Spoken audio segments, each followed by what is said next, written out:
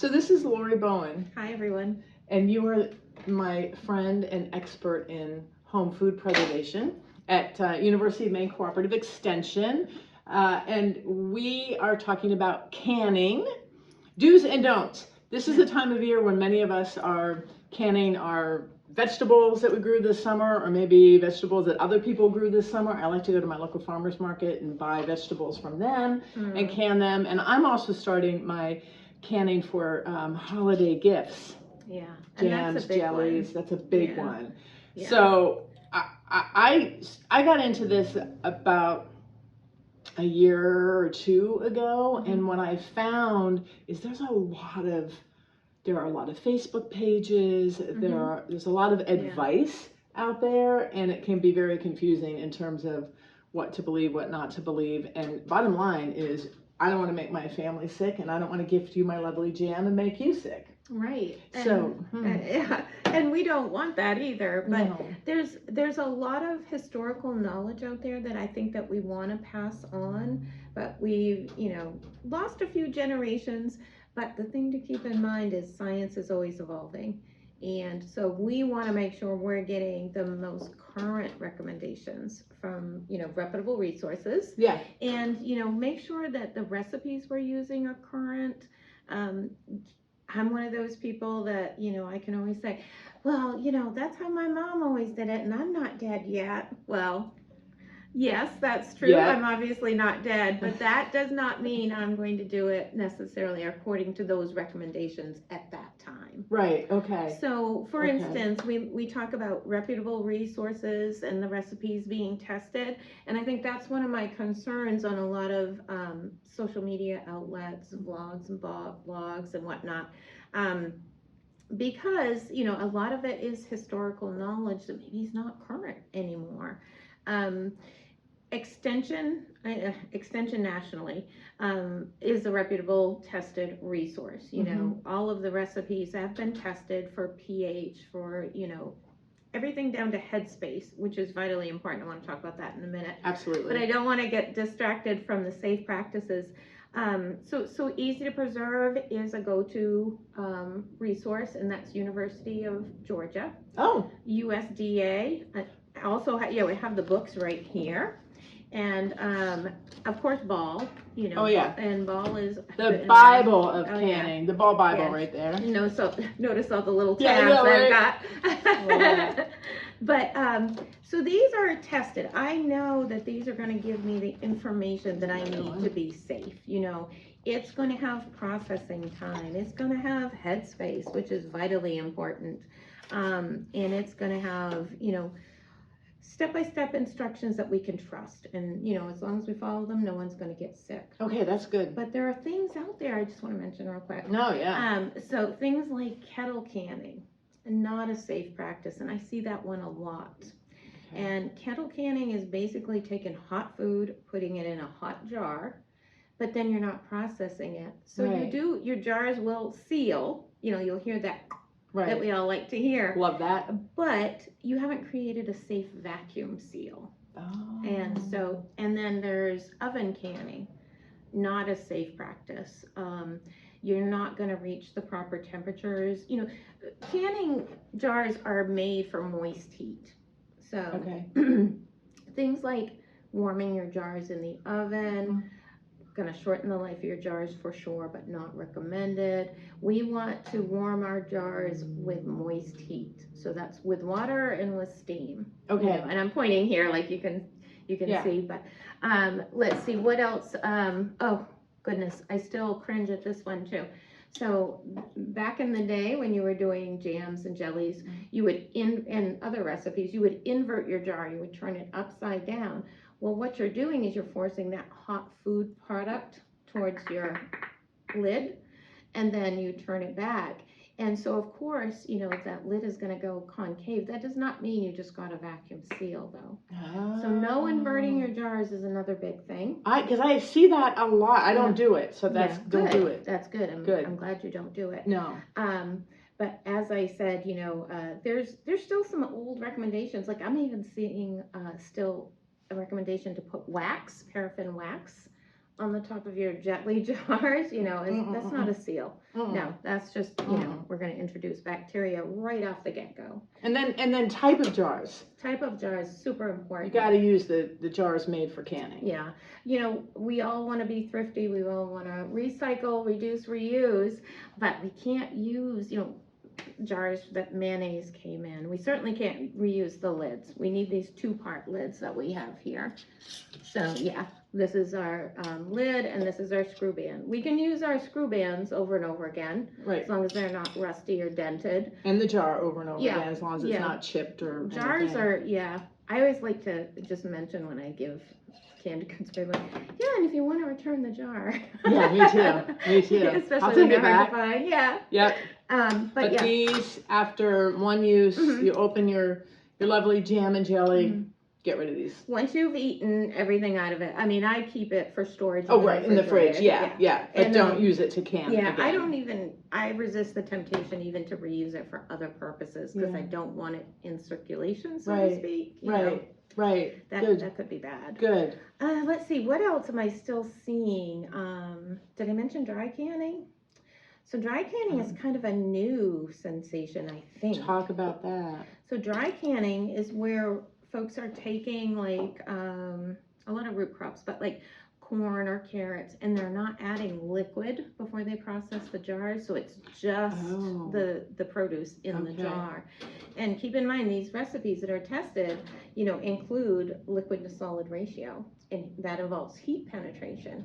So all of these things combined create a safe canning recipe, and when you skip pieces of it, the recipe's no longer safe. It's kind of like we all have those favorite recipes out there that we're like from grandma or grandpa, and we want to have them, but we need to make sure we can find them in a tested recipe form. Right. I'm not saying you can't ever have them again. I'm just saying maybe you're going to have them for fresh eating. Maybe you need to adapt those traditional recipes to make sure they meet today's safety standards. And salsas come into play with that. Everybody has their own salsa recipe, kind of thing.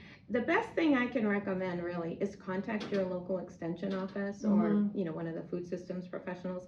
See if they can help you interpret that recipe and find one that's already out there that is tested, is safe, is gonna do what we need it to do. Because there are guidelines to adapt salsa recipes. It can be done, but we have to follow a procedure, and that gets kind of involved. And I could go on all day about that, so I'll control myself. But just keep in mind, like I said, doesn't mean you can't preserve that cherished recipe. It's just going to take a few extra steps. We want to make sure we find one safe. We may just have it for fresh eating, and maybe something that we're going to have to freeze instead of can. Okay. Something like that. And then we talked about jars. You wanted to mention, I want to talk about prepping the jars. Yeah. Because what I do is I put them in boiling, well, not boiling water, water that's starting to come to a boil. I wash them and then I put them in there for 5 to 15 minutes.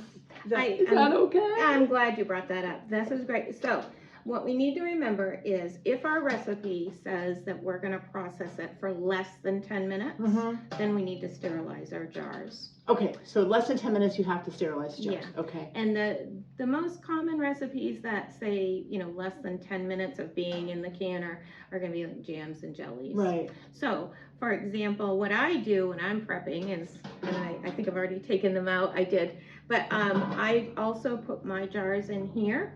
I don't ever want to have cases of thermal shock.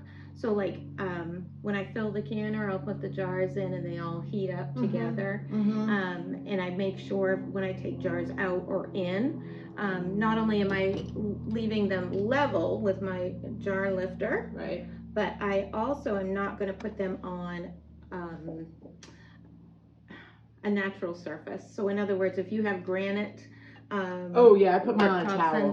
Put them on a towel because you don't want that thermal shock and then break the glass. But warming them up like that is perfect. Okay, That's good. fine. Yeah, I left you hanging there, didn't I? Yeah, you did. I did. I'm sorry. I will put warm water so they sink down.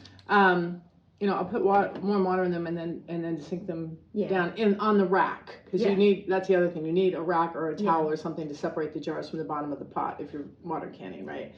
I'm glad you said that. Never a towel. Never a towel. Never a towel. Okay, yeah, good. Never a towel.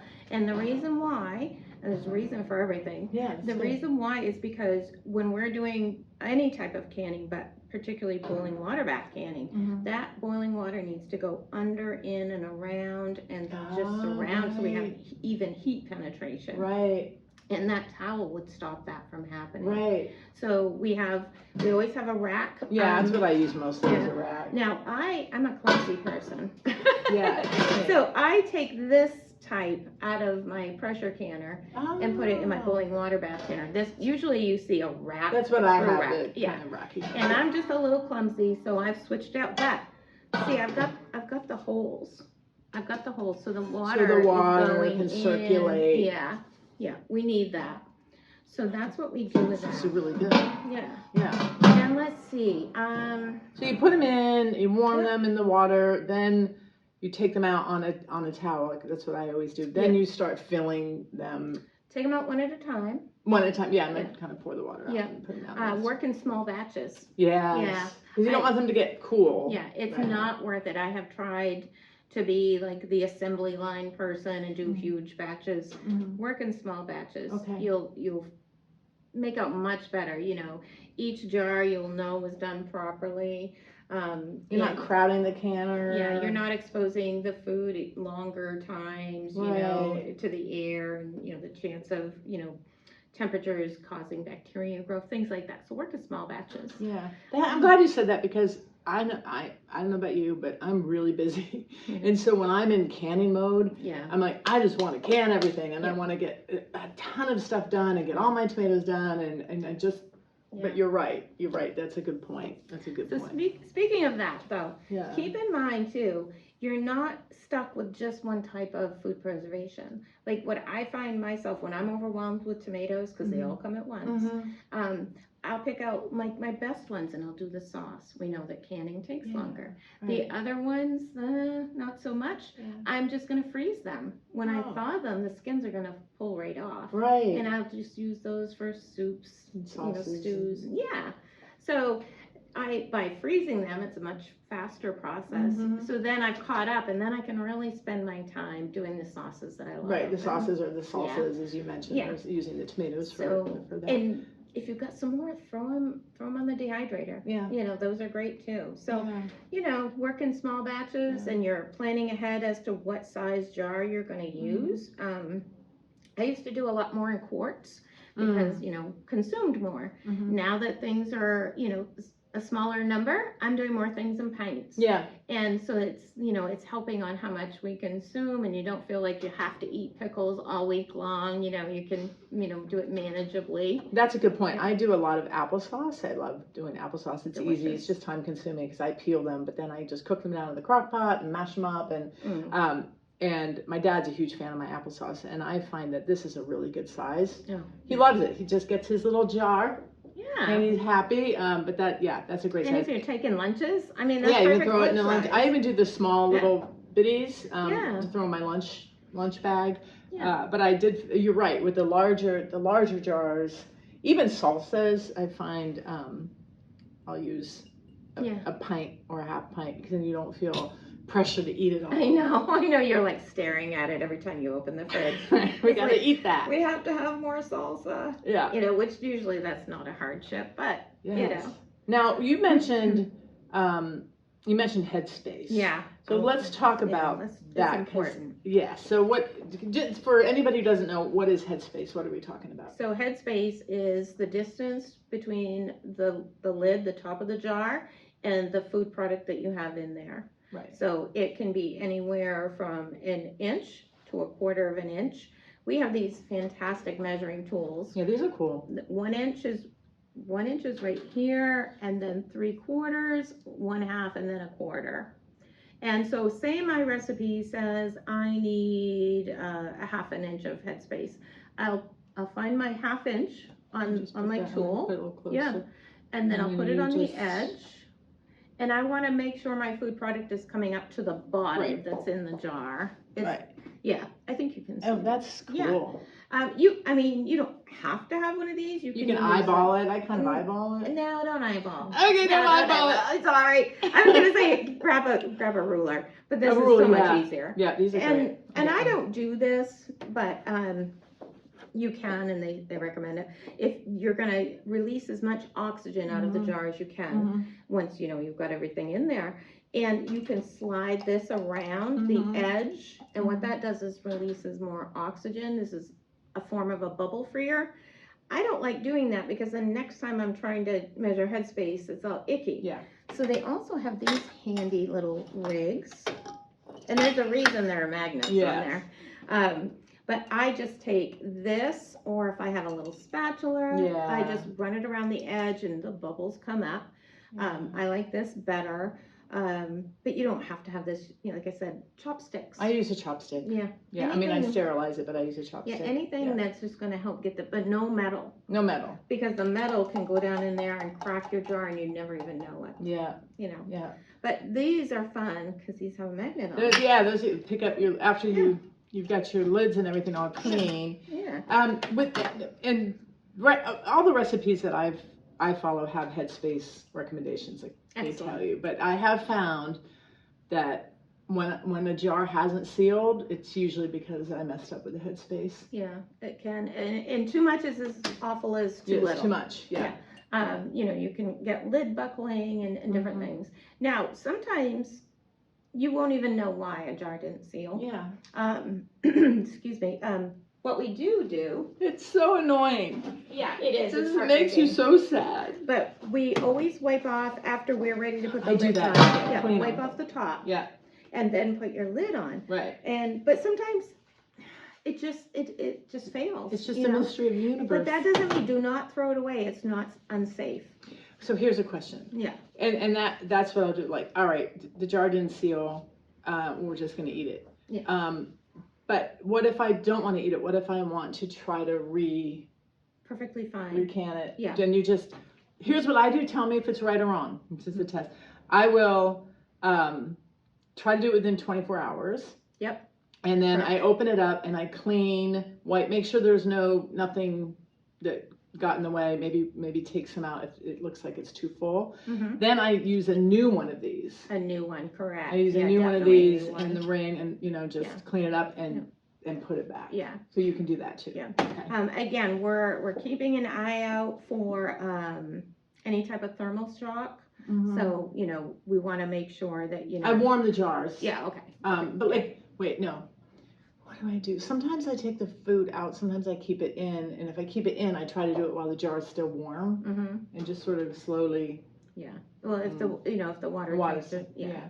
But so you have that option. You can definitely reprocess. You know, and if like it was quite a few jars, you know, or 3, go ahead and reprocess. If it's 1 out of 7, eat it. Yeah, that's my personal take that's what I do. Yeah. You know, it's just not worth it because, you know, the more times that if you do it again, you know, of course, food texture maybe is going to start to change. Yeah. It depends on what it is. Right. Like if it were 1 jar of like cucumber pickles, no, I probably wouldn't because I like my pickles crispy. They're going to get too soft. You know, but if it's, you know, something else, you can reprocess. Probably like tomatoes probably wouldn't make any difference. Did I talk about tomatoes in this time of year? Let's talk about tomatoes and what you need to add to tomatoes because I do a lot of tomatoes. Yeah. But I've seen on, you know, social, oh, you don't need to add anything. Tomatoes are acidic anyway. Some people will add lemon juice. Yeah. I do the citric acid, little powder in there. What do you recommend? I'm just talking plain tomatoes. Yeah. I guess my personal preference is going to be the lemon juice. But the citric acid or the lemon juice is just fine. Okay.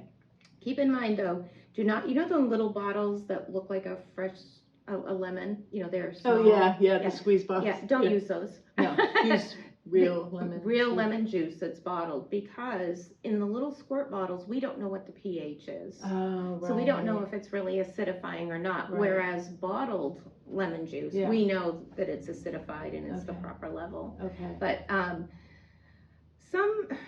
sometimes you'll see lemon juice added to a recipe, but it's for taste or flavor, or for like maybe keeping the fruits white. But and that has a little leeway. But I just always go with the bottled lemon juice, for that.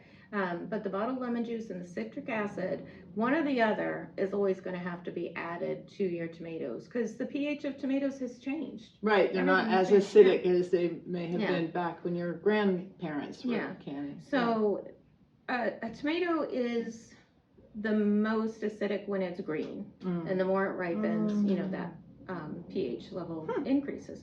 So we're looking at 4.6, and so every kind of tomatoes that you're doing, whether you're doing it boiling water bath canning or pressure canning, you've got to acidify. You can't get around it. Okay. That's just, hard and fast rule right there now. Okay.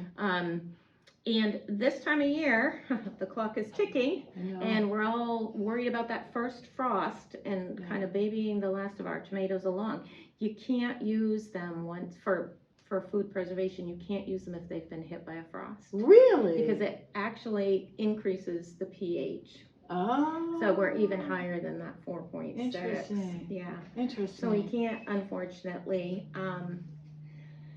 use them once that frost. Just have to let them go. Yeah. Let them go. Yeah. I'm afraid. Question about knowing when your jars are sealed. The best sound in the world is. I know, isn't it? I remember the first time I was canning, my husband was in the room and the pops were happening. Like, I know, you're doing the happy I was kidding, and now he does it. Yeah. He's like, hey, yeah, you go. Yeah.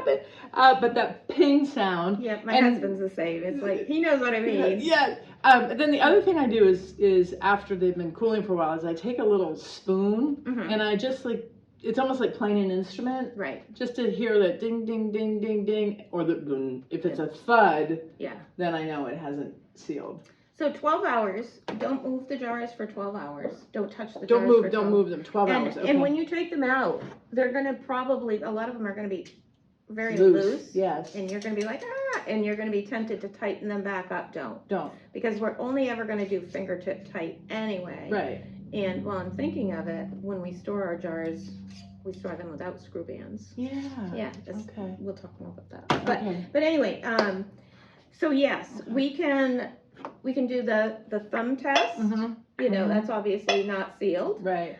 You can do, the test where you look across. If you see if it's got the bump in it. Yeah. You can tell. Yeah. You can tell if it's concave.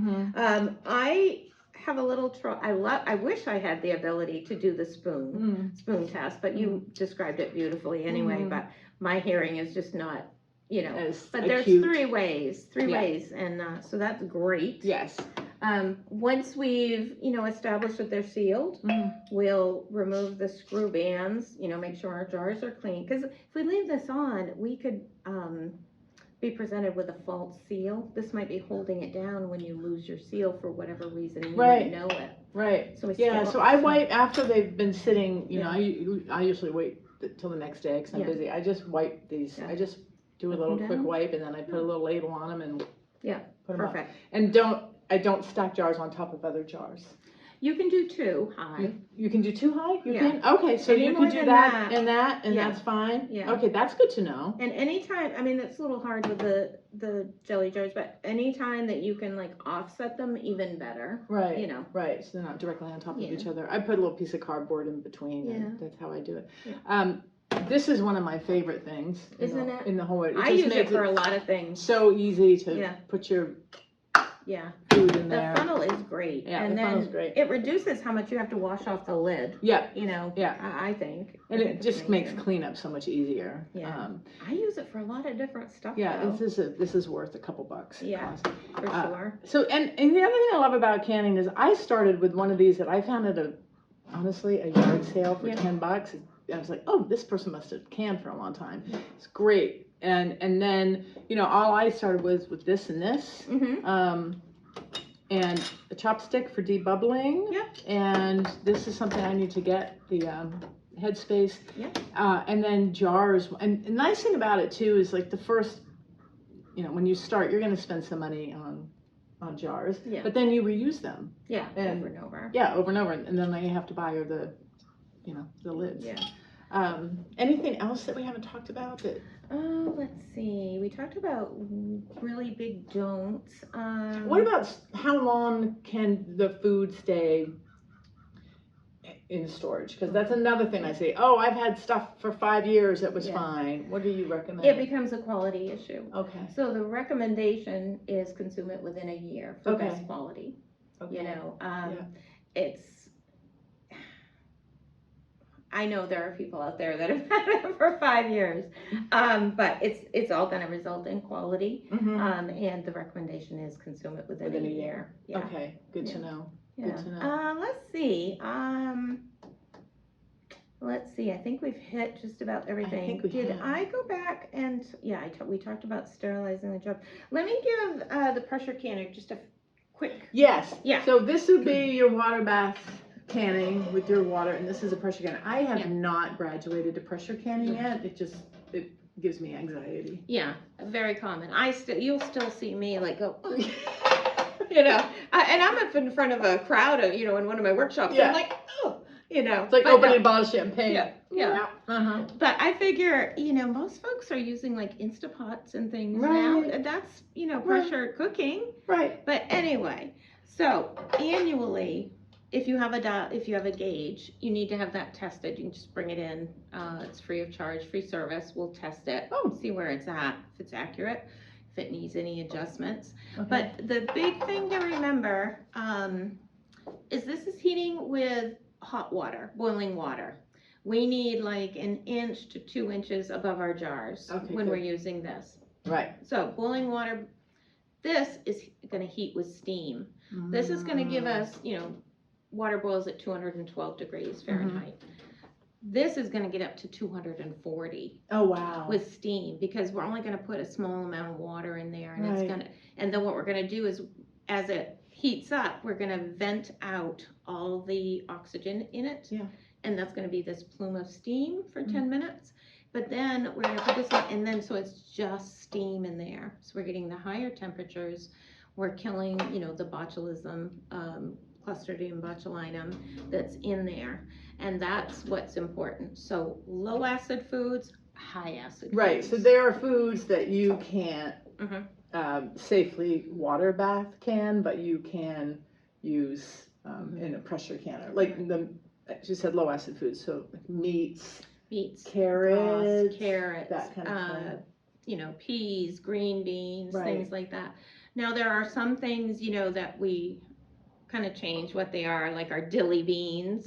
You know, we're acidifying them, so that's why we can do them in here. You know, you know, some salsas we're acidifying, so we can do them in there. Yeah. But just keep that in mind, you know, as you know, I still hear a lot of folks say that they will do their green beans or their carrots in the boiling water bath canner. They just do it for longer. Oh. And it makes me worried. So please don't do that anymore. Use your pressure canner. It, you know, it makes a lot of funny noises. It hisses and it does this and that. But these are not grandma's pressure canners. We have safety features on these now. That lid locks in place, for example. They've come a long way, baby. Yeah, we've got this gasket right here. That would blow off before the whole thing would ever explode. Okay. These are very well equipped with safety features now. Okay. So it's not the same as what we heard of. Actually, now great grandma, but yeah. Right. We'll get maybe next year. I'll take the leap. I'll come in. You can give me some. We'll do a class. We'll do a class. That would be awesome. Yeah, we'll do a class. Well, this is. Yeah, this is fun. This has been so great. What's before we wrap up, your favorite thing to can? I still love pickles. Yeah. There's so many different ones you can do. Yeah. And so many different tastes, and you know, like you can ferment some and then can them up. You know, you can do a sweet, or you can do a sour. You can do them in slices. You can do them in wedges. You know, I mean, it's just such a big variety to me. What's yours? Ooh. Yeah, it's hard to choose. Last year, I think the thing that surprised me the most was the cowboy candy. Yeah. The jalapeno peppers. Yeah, I've not tried that. I've got to Oh try my that. gosh, it's so good. And I gave it away to the family, and they're like, you're gonna make that again, right? It's so good. My husband loved it, the family loved it. That was successful. And then I really like doing applesauce. Yeah. We grow apple trees, so it's just so rewarding to take those apples from your own tree. Yeah. And it's really pretty easy and not that messy. It just takes time. Yeah. What else did I do? The chutney. I like chutneys. I like making chutney. Yeah. And I do salsas, and I do just one pot at a time, to your point. I did beets last year, and we didn't eat them as much as I thought we would, and they were such a mess. They are messy. They were such a mess. But I'd probably do them again. I'm experimenting and growing. I'm trying to think what else is in my. I'm glad you said that, though, because that is an important point. Don't think that you have to be someone that can show off pictures of their pantry that's wall-to-wall preserves. Yes. You know, preserve what you like, what will be a special treat. You can do small batches, you can do small jars. Right, you know. right. I do Christmas jam. Oh, yeah. And I love that. And I love that because I use local cranberries, Maine grown cranberries, Yeah, and very yummy. then strawberries from here in Maine as well, and have a nice little pretty jar, and it's just a great gift to give to people. It's very I do thoughtful. like, it's like you made the effort to make it, and and it came from you. So it tastes good. Yeah, it tastes really good. And that goes back to special treats. When they are snowed in this winter and they're having a tasty treat, they'll think of you. Exactly, and there is something so satisfying about going into your pantry, however big or small it is, and pulling something down that you made and that now you can enjoy, especially during the winter months. It's really nice. And when you're known for it, Yeah. that just makes you happy. It's like, oh, they just loved it. They want me more. to make again. They want more. The pressure is on. Yeah. The pressure is on. Oh, good one. Yeah, thanks. Yeah. Well, thank you so much. Thank you. And I just applied for Cooperative Extension. Thank you. There are extension offices all over the country. Great resource. Just go to their website. I find it's just easy once I get to your website to put in the search bar what I'm looking for. Yeah. So canning, and all sorts of great information and fact sheets will come up that are helpful. So if you can't find it, give us a call. Yeah, we'll find it for you. We'll find it for you. It's extensive, so sometimes Thank you. Thanks again. And also you wherever you're watching this from. Cooperative Extension offers a lot of classes too, so yes, you could definitely take a class and one super of these fun, cool places like this. Yeah, super fun, hands-on. Awesome. Get your chance to actually be up close and personal with the equipment, so that it takes some of the mystery out of it, and it just builds confidence. Confidence, and you get to ask questions. And we learn so much from each other. Yeah. I mean, that's another great part is. Once we're all gathered around the island here and we're talking, and everyone's relaxed, then we can, get down to the nitty gritty of all the questions that folks have. So it's a lot of fun. Awesome. Yeah. Well, thank you, Laurie. You're welcome. Thank you for coming. Thank you for watching. Bye, Happy everyone. canning. Yes.